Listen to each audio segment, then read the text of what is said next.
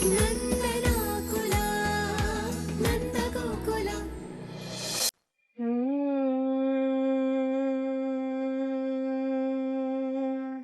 ಶುಕ್ಲಾಂಬರಧರಂ ವಿಷ್ಣುಃ ಶಶಿವರ್ಣಂ ಚತುರ್ಭುಜಂ ಪ್ರಸನ್ನವದನಂ ಧ್ಯಾಯೇತ್ ಸರ್ವವಿಘ್ನೋಪಶಾಂತಯೇ. ಪೂಜ್ಯಾಯ ರಾಘವೇಂದ್ರಾಯ ಸತ್ಯಧರ್ಮರತಾಯ ಚ ಭಜತಾಂ ಕಲ್ಪವೃಕ್ಷಾಯ ನಮತಾಂ ಕಾಮಧೇನವೇ. ಧಿಮಿಕಿಟ ಧಿಮಿಕಿಟ ಭಾಜ ಮೃದಂಗ, ಧಿಮಿಕಿಟ ಧಿಮಿಕಿಟ ಭಾಜ ಮೃದಂಗ, ಬ್ರಹ್ಮ ತಾಳಕರೇ ಗಜಾನನ, ಬ್ರಹ್ಮ ತಾಳಕರೇ ಗಜಾನನ, ತಾಂಡವ ನೃತ್ಯ ಕರೇ ಗಜಾನನ, ತಾಂಡವ ನೃತ್ಯ ಕರೇ ಗಜಾನನ.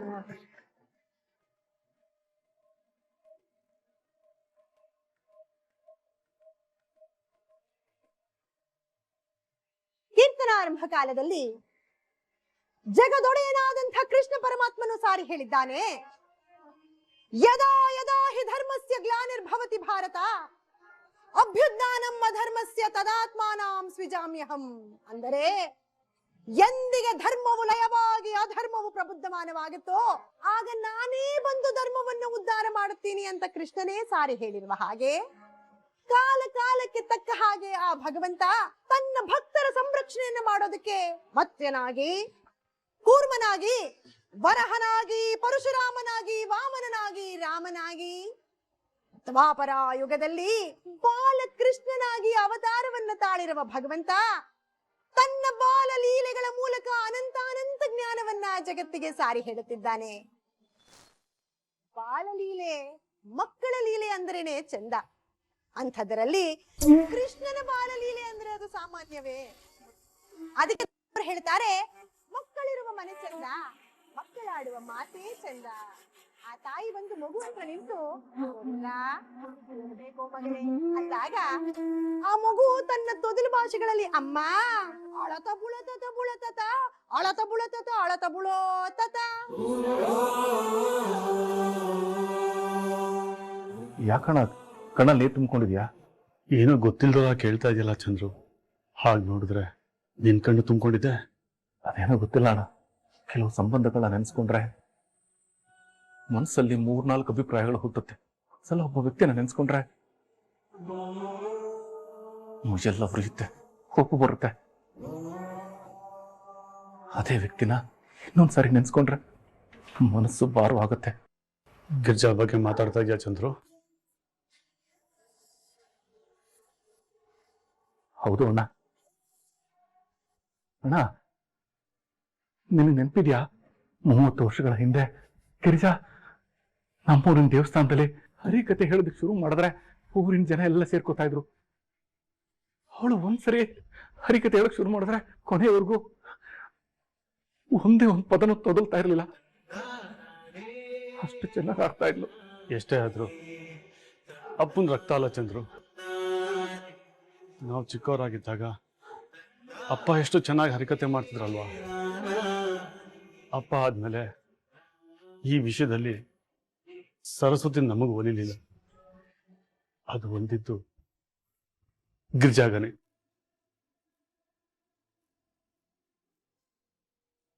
ಅವಳು ಆ ಮನೆ ಕೆಲಸವನ್ನ ಮದುವೆ ಮಾಡ್ಕೊಂಡು ಬಂದಿದ್ದ ದಿವಸ ಅವಳ ಜೊತೆಗೆ ಅವಳ ನೆನಪು ಯಾವ್ದು ಇರಬಾರ್ದು ಅಂತ ಅವಳ ಫೋಟೋ, ಬಟ್ಟೆ, ಹಾರ್ಮೋನಿಯಂ ಪೆಟ್ಟಿಗೆ ಎಲ್ಲ ಬಿಸಾಕಿದ್ವಿ. ಅವತ್ತಿಂದ ಇಲ್ಲಿವರೆಗೂ ಅವಳು ಯಾವತ್ತೂ ಹರಿಕತೆ ಮಾಡಿದ್ದೇ ಇಲ್ಲ. ಅವತ್ತು ಎಷ್ಟು ಚೆನ್ನಾಗಿ ಹರಿಕತೆ ಹೇಳ್ತಾ ಇದ್ಲು, ಇವತ್ತು ಕೂಡ ಅಷ್ಟೇ ಚೆನ್ನಾಗಿ ಹೇಳ್ತಾ ಇದ್ದಾಳೆ. ಅದೇ ಭಾವ, ಅದೇ ಉತ್ಸಾಹ. ನಾವು ನಮ್ಮ ಮಕ್ಕಳಿಗೆ ಒಳ್ಳೆ ದಾರಿಯನ್ನ ತೋರಿಸಿ ಅವರನ್ನ ಸದೃಢರಾಗಿ ಮಾಡಬೇಕು. ರಾಮನ ಕತೆ, ಕೃಷ್ಣನ ಕತೆ, ಧೀರರ ಕತೆ, ಶೂರರ ಕತೆ ಹೇಳಿ ಅವರ ಮನಸ್ಸಿನಲ್ಲಿ ಭಕ್ತಿ ಭಾವನೆಯನ್ನು ಮೂಡಿಸ್ಬೇಕು. ಈಗಿನ ಕಾಲದ ಮಕ್ಕಳಿಗೆ ರಾಮ ಯಾರು ಕೃಷ್ಣ ಯಾರು ಅಂತಲೇ ಗೊತ್ತಿಲ್ಲ. ನೀವು ಪರೀಕ್ಷೆ ಮಾಡಿ ಲೋ ರಾಮ ಯಾರೋ, ಅದೇ ನಮ್ಮ ಪಕ್ಕದ ಮನೇಲಿ ಇದ್ದಾನಲ್ಲ ಅವನ್ ತಾನೆ ಅನ್ನುವ ಮಟ್ಟಕ್ಕೆ ಬಂದು ನಾವು ನಿಂತಿದ್ದೀವಿ. ಮಕ್ಕಳಿಗಷ್ಟೇ ಅಲ್ಲ, ನಮಗೂ ಕೂಡ ನಮ್ಮ ದೇವರು ನಮ್ಮ ಧರ್ಮ ಅಂದ್ರೆ ಅಷ್ಟೊಂದು ರುಚಿಸಲ್ಲ. ನೀವು ಪರೀಕ್ಷೆ ಮಾಡಿ ನಮ್ಮ ಜನಗಳಿಗೆ ನಮ್ಮ ದೇವರ ಧರ್ಮದ ಬಗ್ಗೆ ಹೇಳಿ ಅವ್ರು ಕೇಳಲ್ಲ. ಹಿಂದಿನ ಕಾಲದಲ್ಲಿ ರಾಮ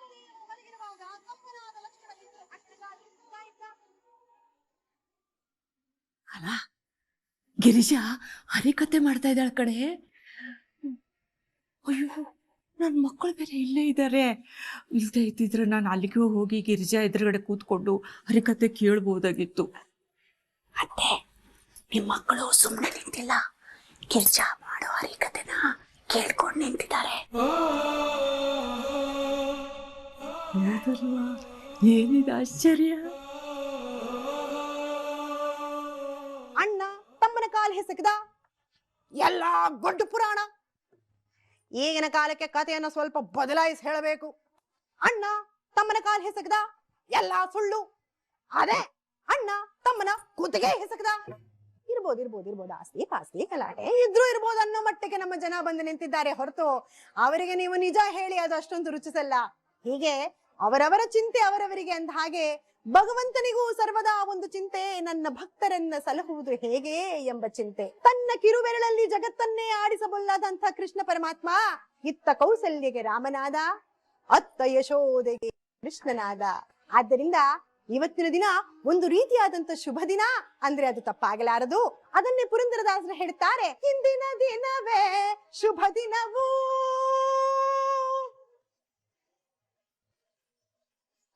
ಜಗನ್ಮೋಹನನೇ ಕೃಷ್ಣ, ಜಗನ್ಮೋಹನನೇ ಕೃಷ್ಣ, ಜಗನನು ಪಾಲಿಪನೇ ಕೃಷ್ಣ.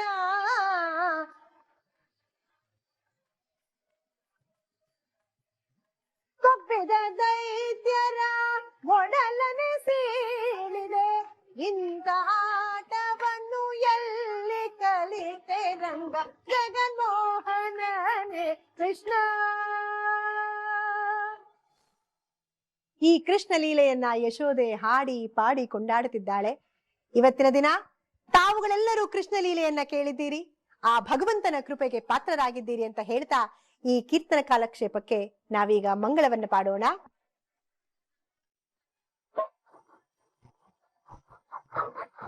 ಮಂಗಳವಾಗಲಿ ಮಂಗಳವಾಗಲಿ ಅಂತರಿಗೆ ಸರ್ವರಿಗೆ.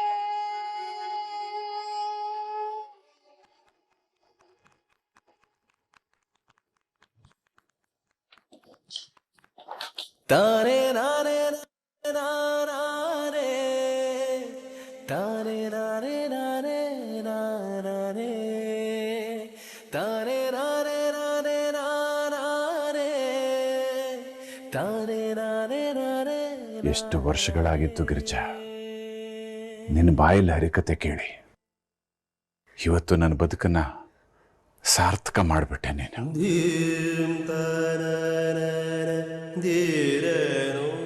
ಮಕ್ಕಳ, ಗಿರಿಜಾ ನಮ್ಮೂರಿನ ದೇವಸ್ಥಾನದಲ್ಲಿ ಎಲ್ಲ ಹಬ್ಬ ಹರಿದಿನಗಳಲ್ಲಿ ಹರಿಕತೆ ಮಾಡ್ತಾ ಇದ್ಲು.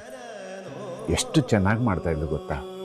ಅವಳು ಹರಿಕತೆ ಕೇಳಕ್ಕೆ ಎಷ್ಟು ಜನ ಬರ್ತಾ ಇದ್ರು ಗೊತ್ತಾ ನಿಮ್ಗೆ? ಎಷ್ಟು ವರ್ಷ ಆದ್ಮೇಲೆ ನೀನು ಹರಿಕತೆ ಮಾಡ್ತಾ ಇದ್ದಿ. ಸ್ವಲ್ಪನೂ ತಪ್ಪು ಹೇಳಲಿಲ್ಲ, ಸ್ವಲ್ಪನೂ ತಡವರಿಸ್ಲಿಲ್ಲ. ಆ ಕೃಷ್ಣ ನಿನ್ಗದು ಏನ್ ಬುದ್ಧಿ ಕೊಟ್ನೋ ಏನೋ. ಇವತ್ತು ನಮ್ಮನೇಲೆ ನೀನು ಹರಿಕತೆ ಕೇಳಿಸಿ ನಮ್ಮೆಲ್ರಿಗೂ ತುಂಬಾ ಖುಷಿ ಕೊಟ್ಬಿಟ್ಟೆ. ಎಲ್ಲ ಕ್ರೆಡಿಟ್ಸ್ ನನ್ಗೆ ಕೊಡ್ಬೇಕು ಮಾವ. ನೀವು ಮೂಲೆ ಸೇರಿದ ಹಾರ್ಮೋನಿಯಂನ ಆಚೆ ತೆಗೆದು ರಿಪೇರಿ ಮಾಡಿಸಿ ಈಗ ಹರಿಕತೆ ಆಗೋ ತರ ಮಾಡಿದೀನಿ. ನನ್ನನ್ನು ಸ್ವಲ್ಪ ಹೊಗಳಿ ಮಾವ. ಅತ್ತೆ ಏರ್ ಕೂತಿರೋ ಅಟ್ಟದ ಮೇಲೆ ಸ್ವಲ್ಪ ಜಾಗ ಮಾಡ್ಕೊಂಡು ನಾನು ಅವ್ರ ಪಕ್ಕ ಕೂತ್ಕೋತೀನಿ. ಗಿರ್ಜಾ, ನಾನು ಸ್ವಲ್ಪ ಅಂಗಡಿಗೆ ಹೋಗಿ ಬರ್ತೀನಿ.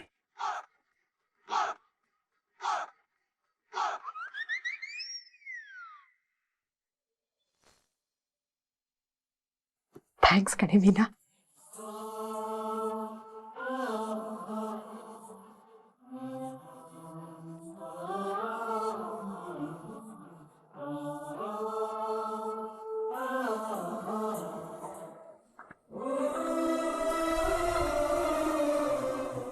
ಸೂರ್ಯ, ಚಂದ್ರ, ನನ್ ಮುದ್ದು ಮಕ್ಕಳ, ಇಲ್ಲೇನ್ ಮಾಡ್ತಿದ್ದೀರೋ?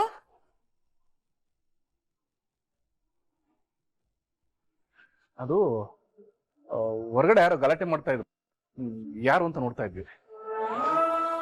ನೀವು ನನಗೆ ಸುಳ್ಳು ಹೇಳ್ಬೋದು, ಆದ್ರೆ ನಿಮ್ ಮನಸ್ಸಾಕ್ಷಿ ನನಗ್ ಸುಳ್ಳು ಹೇಳಕ್ ಆಗಲ್ಲ ಕಣೋ. ಅವಳ ಎದುರಿಗೆ ಬಂದ್ರೆ ನೀವು ಕೂಗಾಡ್ತೀರಾ, ಕಿರಿಚಾಡ್ತೀರಾ. ಎಷ್ಟೇ ಆದ್ರೂ ನೀವು ಅಣ್ಣಂದಿರೇ, ಅವಳ ತಂಗಿನೇ. ಅತ್ತೆ ಹೇಳ್ತಾ ಇರೋದು ಸರಿಯಾಗಿದೆ ರೀ. ನಾವು ಮನುಷ್ಯರು ಎಷ್ಟೋ ಸಲ ವಾಸ್ತವನ ಬಿಟ್ಟು ಭ್ರಮೇಲ್ ಬದುಕ್ತಾ ಇರ್ತೀವಿ. ಗಿರ್ಜಾ ನಿಮ್ ಮನ್ಸಿಗೆ ಎಷ್ಟೇ ನೋವು ಮಾಡಿದ್ರು ನಿಮ್ ಮನ್ಸಲ್ಲಿ ಗಿರ್ಜಾ ಬಗ್ಗೆ ಪ್ರೀತಿ ಇದೆ ಅಲ್ವಾ? ಅದೇ ವಾಸ್ತವ. ಆದ್ರೆ ಗಿರ್ಜಾನ ನಾವು ದ್ವೇಷಿಸ್ತಾ ಇದೀವಿ ಅನ್ಕೊಳ್ತಾ ಇದೀರಲ್ಲ, ಅದು ಭ್ರಮೆ. ಗಿರ್ಜಾ ಅಕಸ್ಮಾತ್ ಆಗಿ ಎದುರುಗಡೆ ಬಂದ್ರೆ ಕಣ್ ತುಂಬ್ಕೊಳ್ತೀರಾ. ಅವಳ ಹರಿಕತೆ ಮಾಡ್ತಾ ಇದ್ರೆ ಆಲಿಸ್ಕೊಂಡು ನಿಲ್ತೀರಾ. ಅವಳ ಪ್ರತಿಭೆನ ನೋಡಿ ಚಪ್ಪಾಳೆ ತಡ್ತೀರಾ. ನೀವು ಅವಳನ್ನ ಇವತ್ತಿಗೂ ಪ್ರೀತಿಸ್ತಾ ಇದ್ದೀರಾ ಅನ್ನೋದಕ್ಕೆ ಇದಕ್ಕಿನ್ನ ಸಾಕ್ಷಿ ಇನ್ನೇನ್ ಬೇಕು ಹೇಳಿ? ಸಾಕು ರೀ. ಯಾಕಿನ್ನು ನಿಮ್ಮ ಮನ್ಸಲ್ಲಿ ದ್ವೇಷ ಅನ್ನೋ ಬೆಂಕಿನ ಸುರಿದಿರಾ? ಅದಕ್ಕೆ ಪ್ರೀತಿ ಅನ್ನೋ ಮಳೆ ಸುರಿಸಿ ಎಲ್ಲ ಶಾಂತ ಮಾಡಬಾರ್ದ? ಏನೋ ಸುಮ್ಮನೆ ಇದ್ದೀನಿ ಅಂತ ಬಹಳ ಮಾತಾಡ್ತಾ ಇದ್ಯಾ? ಯಾಕೆ ಗಂಡನ್ಗೆ ಬುದ್ಧಿ ಹೇಳೋಷ್ಟು ಧೈರ್ಯ ಬಂತ ನಿನಗೆ? ಅವಳು ಮಾಡಿರೋ ಹರಿಕತೆ ಕೇಳಿ ಅಪ್ಪ ನೆನಪಾದ್ರು ಅಷ್ಟೇ. ಅದನ್ನ ಕೇಳ್ಕೊಂಡು ಸುಮ್ಮನೆ ನಿಂತಿದ್ವಿ. ನಾವಿಬ್ರು ಅವಳ ಬಗ್ಗೆ ಮನಸ್ಸಲ್ಲಿ ಪ್ರೀತಿ ತುಂಬ್ಕೊಂಡ್ಬಿಟ್ಟಿದೀವಿ ಅಂತ ಅನ್ಕೊಂಡಿದ್ಯಾ? ಅವಳು ಆ ಮನೆ ಕೆಲಸದನ್ನು ಮದುವೆ ಆಗದೆ ಹೋಗಿದ್ದಿದ್ರೆ ಇವತ್ತು ನಮ್ಮಪ್ಪ ಮಾಡೋ ಹರಿಕತೆನ ಎಲ್ಲರೂ ಸೇರಿ ಕೇಳ್ಬೋದಿತ್ತು. ಆದ್ರೆ ಅಪ್ಪನ ಬರೀ ನೆನಪಲ್ಲಿ ಉಳಿಯೋಂಗ್ ಮಾಡಿದಾಳೆ ಅವಳು. ಅಂತವಳನ್ನ ಕ್ಷಮಿಸಿ ನಮ್ಮ ಮನಸ್ಸಲ್ಲಿ ಉಳಿತಿರೋ ದ್ವೇಷದ ಬೆಂಕಿನ ಆರಿಸ್ಬೋದು ಅನ್ಕೊಂಡಿದ್ದೀರಾ? ಅದು ಸಾಧ್ಯನೇ ಇಲ್ಲ.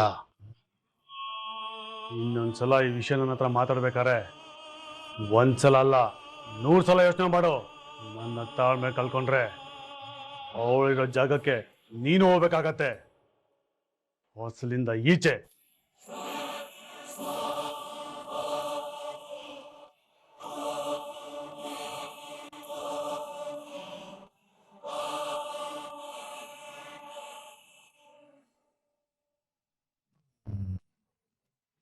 ಎಲ್ಲ ಕರೆಕ್ಟ್ ಆಗಿದೆ.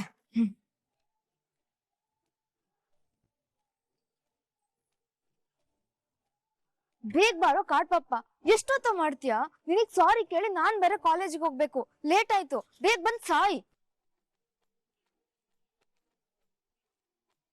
ಈ ಕಾಡ್ ಬರ್ತಾನೆ ಇಲ್ವಲ್ಲ? ಹ,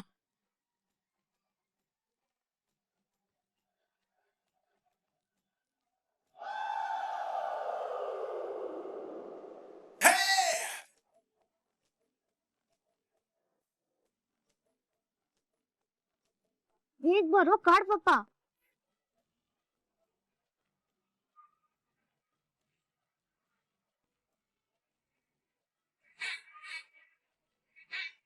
ಏಯ್, ನಾನ್ ಇಟ್ಟಿರೋ ಚೀಟಿಂಗ್ ನೋಡೋ ಕೋತಿ.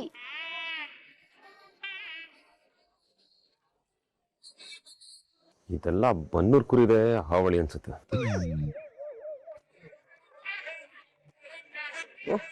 ಸೀಬೆ ಹಣ್ಣು. ಅದಲ್ಲ ಕಣೋ, ಚೀಟಿ ಇಟ್ಕೊಂಡ್ರೆ ಏನೋ ಎತ್ಕೊಂತಿದ್ಯಾ?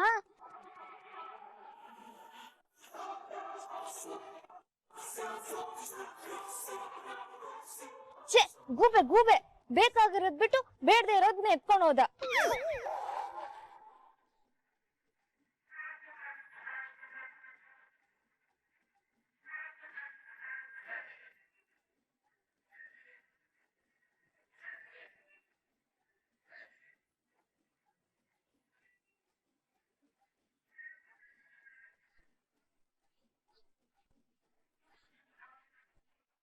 ಏನು ಅರ್ಥ ಆಗ್ಲಿಲ್ಲ. ನಿಮ್ ಮೈದ್ನನ್ ಕೊಬ್ಬು ದಿನಕ್ಕೆ ಜಾಸ್ತಿ ಆಗ್ತಿದೆ. ಸೊಕ್ಕಿನ ಮೂಟೆ ಅವನು. ಯಾವಾಗ ನೆತ್ತಿಗೇರ್ಸ್ಕೊಂಡಿರೋ ಸಿಡುಕ್ ಮೂತಿ. ನನ್ ಕೈಗ್ ಸಿಕ್ಕಿದ್ರೆ ಸಾರಿ ಕೇಳಲ್ಲ, ಗೋರಿ ಕಟ್ಬಿಡ್ತೀನಿ.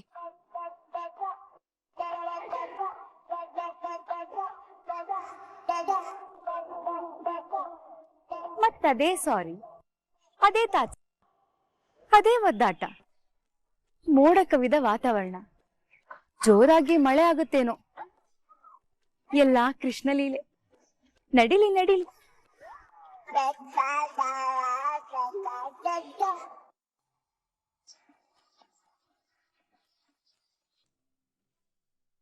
ಮಂಜಪ್ಪರ ನಮಸ್ಕಾರ. ಏನ್ ಸಮಾಚಾರ? ನಂದಣ್ಣ, ನೀವು ಮಾಧವಂಗೆ ಕೆಲವು ಸಂಬಂಧಗಳು ನೋಡಕ್ ಹೇಳಿದ್ರಲ್ಲ, ಕೆಲವು ಸಂಬಂಧಗಳು ಬಂದಿವೆ. ಓ ಹೌದಾ? ಮನೆಗೆ ಬನ್ನಿ, ಅಲ್ಲೇ ಮಾತಾಡೋಣ. ಮತ್ತೆ ಈ ಸಂಬಂಧ ನೋಡ್ಬೋದು ತಾನೆ? ಯಾಕೆಂದ್ರೆ ಹೋಸಲ ತರ ಲವ್ ಮದುವೆ ಅಂತ ಶಾಕ್ ಏನು ಇರಲ್ಲ ತಾನೆ. ಯಾವ್ದಕ್ಕೂ ಮಾಧವನ ಹತ್ರ ಒಂದ್ ಮಾತು ಕೇಳ್ಬಿಡಿ. ಇಲ್ಲ, ನಮ್ಮ ಮಾಧವ ಆತರ ಅಲ್ಲ. ನೀವ್ ಅದ್ರ ಬಗ್ಗೆ ಏನು ಯೋಚನೆ ಮಾಡ್ಬೇಡಿ. ಮತ್ತೆ ಹೇಗೆ ನಿಮ್ ಹೊಸ ಸೊಸೆ ನಿಮ್ ಮನೆಗೆ ಹೊಂದ್ಕೊಂಡ್ಲಾ? ದೊಡ್ಡವ್ರ ಮನೆ ಹುಡುಗಿ ಅಂತೆ. ಅದು ಈಗಿನ ಕಾಲದವರು ಹೊಂದ್ಕೊಳ್ಳೋದು ಅಂದ್ರೆ ಅದು ಆಗುವ ಮಾತೇ ಅಲ್ಲ ಬಿಡಿ. ಮಂಜಪ್ಪ, ನೀವು ಮನೆಗೆ ಬನ್ನಿ, ಗಿರ್ಜಾ ಅಲ್ಲೇ ಇರ್ತಾಳೆ, ಮಾತಾಡೋಣ. ಸರಿ ಸರಿ ಆಯ್ತು. ಬಾಬಾ, ಮಂಜಪ್ಪ ಫೋನ್ ಮಾಡಿದ್ರು, ಮಾಧವಂಗೆ ಸಂಬಂಧಗಳು ತಂದಿಯಾರಂತೆ. ನಾ ಮನೆ ಕಡೆ ಹೋಗಿ ಬರ್ತೀನಿ, ಅಂಗಡಿ ಕಡೆ ಜೋಪಾನ. ಬಾ, ಮಾಧವನ್ ಹುಡುಗಿ ನೋಡ್ತಾರಂದ್ರ ಜೊತೆಗೆ ನನಗೆ ನೋಡ್ತಾರೆ. ಅತ್ತರಿ ಅಲ್ಕಾನಂದ, ಒಳಗಡೆ ಏನೋ ಆನಂದ. ಹನುಮಂತಣ್ಣ, ಅಂಗಡಿ ಕಡೆ ಜೋಪಾನ, ಹುಷಾರು. ನೀನು ಮನೆ ಹೋಗ್ತೀಯಾ? ಇಲ್ಲ, ಭಾವ ನನಗೆ ಕಣ್ಣಿ ನೋಡ್ತಾ ಇದ್ದಾರೆ. ಈ ಟೈಮಲ್ಲಿ ಜಾಸ್ತಿ ಓಡಾಡಬಾರ್ದು, ಕೂತಿರ್ತೀನಿ ನಾನು. ಕೆಲಸ ಇದೆ, ಬಾ.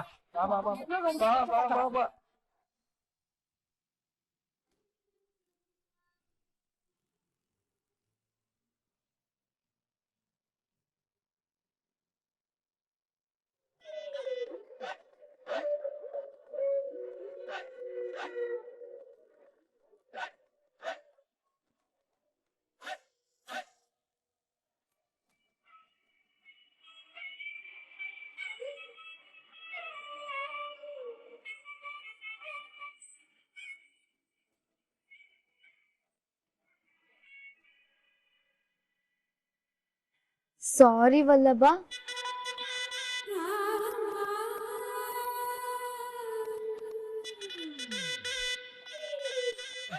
ಏ ಕಾಡ್ ಪಾಪ, ವಲ್ಲಭ. ವಲ್ಲಭ ಪಾಪ ಕಣ ಅವಳು. ಸಾರಿ ಕೇಳ್ತಿದ್ದಾಳ ಅಲ್ವನು, ಕ್ಷಮಿಸ್ಬಿಡು. ತಮ್ಗ್ಯಾಕಪ್ಪ ಅವಳ ಮೇಲೆ ಅಷ್ಟೊಂದು ಕನ್ಸರ್ನು? ಅಲ್ಲೋ, ಏನೇ ಆದ್ರೂ ಐಟಲ್ಲಿ ಅವಳು ನಮ್ಮ ಅಕ್ಕ ಕಣ. ಇವನ್ ಹಿಂದೆ ಕ್ಷಮ್ಸು ಅಂತ ಅಲಿಲಿ ಸ್ವಲ್ಪ, ಅವಾಗ ಕೊಬ್ಬಾದ್ರೂ ಕರಗುತ್ತೆ. ಆರಾಮಗ ಅಮ್ಮು, ನೀನ ನೋಡ್ತಾ ಇದ್ರೆ ನನ್ ಕರಡ್ ಚುರ್ರ ಅಂತಿದೆ ಕಣೆ. ಹೆಂಗಿದ್ದೆ, ಯಾಕೆ ಹಿಂಗಾಗ್ಬಿಟ್ಟೆ? ಏನೇ ಮಾಡ್ಲಿ ಬಿಂದು, ನನ್ ಪರಿಸ್ಥಿತಿ ಹಳೆ ಹಿಂದಿ ಪಿಕ್ಚರ್ ಹೀರೋಯಿನ್ ತರ ಆಗಿದೆ. ಸಾರಿ ಕೇಳ್ದೆ ವಿಧಿ ಇಲ್ಲ. ಏನ್ ಹೇಳಿದ್ಲಿ ಇವಳು? ನನಗೆ ಅರ್ಥನೇ ಆಗ್ಲಿಲ್ಲ.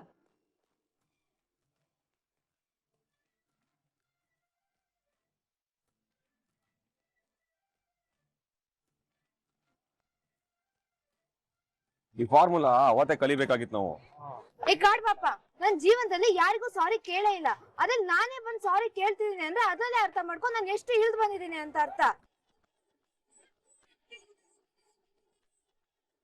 ನೋಡು, ನಾನೀಗ 3 ಎಣಿಸ್ತೀನಿ, ಅಷ್ಟರಲ್ಲಿ ಕಡೆ ನೋಡಿದ್ರೆ ಸರಿ. ಅವಾಗ ಲಕ್ಷಣವಾಗಿ ಸಾರಿ ಕೇಳ್ಬಿಟ್ಟು ಸುಮ್ನೆ ಹೋಗ್ತೀನಿ. ನಿಂಗ್ ಡಿಸ್ಟರ್ಬೇ ಮಾಡಲ್ಲ. 1, ತಿರುಗ್ ನೋಡು, 2,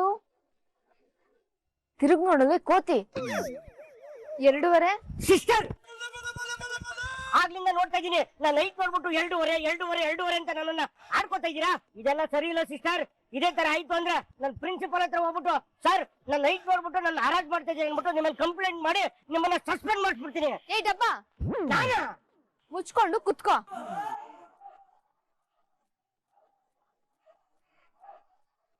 ನೋಡು ಕಾಡ್ ಪಾಪ, ನನ್ನ ಹತ್ರ ಇಷ್ಟೆಲ್ಲ ಕೊಪ್ ತೋರ್ಸ್ಬೇಡ.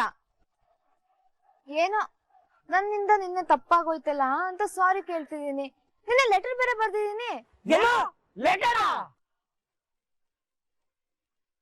ಮಗ, ಸಾರಿಯಿಂದ ಲೆಟರ್ ಗಂಟ ಹೊಂಟೈತನಾ? ಏನಾಯ್ತು ಆ ಲೆಟರ್ ಅಲ್ಲಿ? ನನ್ಗೂ ಸ್ವಲ್ಪ ಹೇಳೋ. ಅದೇನು ಅಂತ ನನ್ಗೂ ಸ್ವಲ್ಪ ಹೇಳು ಮಗ. ಕ್ಯೂರಿಯಾಸಿಟಿ ನಂಗೆ ತಡ್ಕೊಳಕ್ ಆಗ್ತಿಲ್ಲ. ಏನು ಮಾತಾಡ್ತಾನೆ ಇಲ್ಲ? ನಾಚಿಕೆ ಚಿಕ್ಕಳ್ಳ ಚಿತ್ತುಂಟ. ಏನಮ್ಮು, ಲೆಟರ್ ಅಂದ್ರೆ ಲವ್ ಲೆಟರ್ ತಾನೇ? ಏಯ್ ಸುಮ್ನೆ ಕುತ್ಕೊಳೆ. ಅದು ಲವ್ ಲೆಟರ್ ಅಲ್ಲ, ಅಪಾಲಜಿ ಲೆಟರ್. ಅಪ್ಪಾಜಿ ಲೆಟ್ರ? ನೀನೇನಮ್ಮ ಲವ್ ಲೆಟರ್ನ ಬಾಯ್ ಫ್ರೆಂಡ್ ಕೊಡಕ್ ನೋಡಿದೀನಿ, ಅವ್ರ ಅಪ್ಪಾಜಿಗೆ ಯಾಕೆ ಕೊಡಕ್ ಹೋದಮ್ಮ? ಅದು ಅಪ್ಪಾಜಿ ಲೆಟರ್ ಅಲ್ಲ, ಅಪಾಲಜಿ ಲೆಟ್ರು, ಕ್ಷಮಾಪಣಾ ಪತ್ರ. ವಲ್ಲಭ, ಪ್ಲೀಸ್ ಕಣೋ, ನನ್ನ ಕ್ಷಮಿಸಿದ್ದೀನಿ ಅಂತ ಒಂದ್ಸಲ ಹೇಳೋ. ಲೋ ಇವತ್ತು ಯಾವ ಎಕ್ಸಾಮ್? ಬಿಸ್ನೆಸ್ ಸ್ಟಡೀಸ್ ಮಗ. ಹೌದಾ, ಬಾ ತುಂಬಾ ಬಿಸ್ನೆಸ್ ಮಾಡೋದಿದೆ. ಕೊಬ್ಬು ಇವನಿಗೆ. ನೀನ್ ಬರ್ತಿರೋ ಕೋಪಕ್ಕೆ ಇವನ್ನ ಗ್ರೈಂಡರ್ಗೆ ಹಾಕಿ ಫುಲ್ ಗ್ರೈಂಡ್ ಮಾಡಿ ಚಟ್ನಿ ಮಾಡ್ಬೇಕು ಅನ್ಸ್ತಿದೆ. ಅಮ್ಮು, ದೋಸೆಗೆ ಚಟ್ನಿ ಒಳ್ಳೆ ಕಾಂಬಿನೇಷನ್. ತೊಟ್ಟು ಬಿಡ್ತೀನಿ ಬಾರೆ.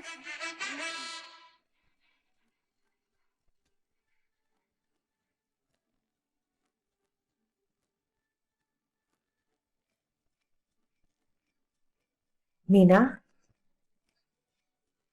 ತುಂಬಾ ಥ್ಯಾಂಕ್ಸ್ ಮೀನಾ. ನಿನ್ನ ಬಂದಾಗಿಂದ ಎಲ್ಲ ಬದಲಾಗ್ಬಿಟ್ಟಿದೆ ಕಣೆ. ಮತ್ತು ಧೈರ್ಯವಾಗಿ ಮಾತಾಡದೇ ಇರೋಳು ಮೊನ್ನೆ ವಲ್ಲಭನ್ ವಿಷಯಕ್ಕೆ ನಮ್ಮ ಯಜಮಾನ್ರು ಎದುರು ನಿಂತು ಮಾತಾಡ್ಬಿಟ್ಟೆ. ಇನ್ನು ಹರಿಕತೆ ನನ್ನ ಜೀವನದಿಂದ ಹೊರಟೆ ಹೋಯ್ತು ಅನ್ಕೊಂಡಿದ್ದೆ. ಆದ್ರೆ ನೀನ್ ಬಂದು ಮತ್ತೆ ನನ್ನ ಹರಿಕತೆ ಮಾಡೋ ಹಾಗೆ ಮಾಡಿದೆ. ಇದಕ್ಕೆ ನಾನು ನಿನಗೆ ಎಷ್ಟು ಥ್ಯಾಂಕ್ಸ್ ಹೇಳಿದ್ರು ಸಾಲದು ಕಣೆ. ಅತ್ತೆ, ನೀವ್ ಖುಷಿ ಆದ್ರಲ್ಲ, ನನ್ಗಷ್ಟು ಸಾಕು. ಓ ಹೌದಾ, ಸರಿ ಬಿಡು. ನಾನ್ ನಿನ್ಗೇನೋ ಉಡುಗೊರೆ ಕೊಡೋಣ ಅಂತಿದ್ದೆ. ಓ, ನನ್ ಮುದ್ದು ಅತ್ತೆ, ನನಗ್ ಗಿಫ್ಟ್ ಕೊಡ್ಬೇಕು ಅನ್ಕೊಂಡಿದ್ರಾ? ಸರಿ, ನಾನ್ ಕಣ್ ಮುಚ್ಕೋತೀನಿ. ಅದೇನ್ ಗಿಫ್ಟ್ ಕೊಡಿ ಈಗ.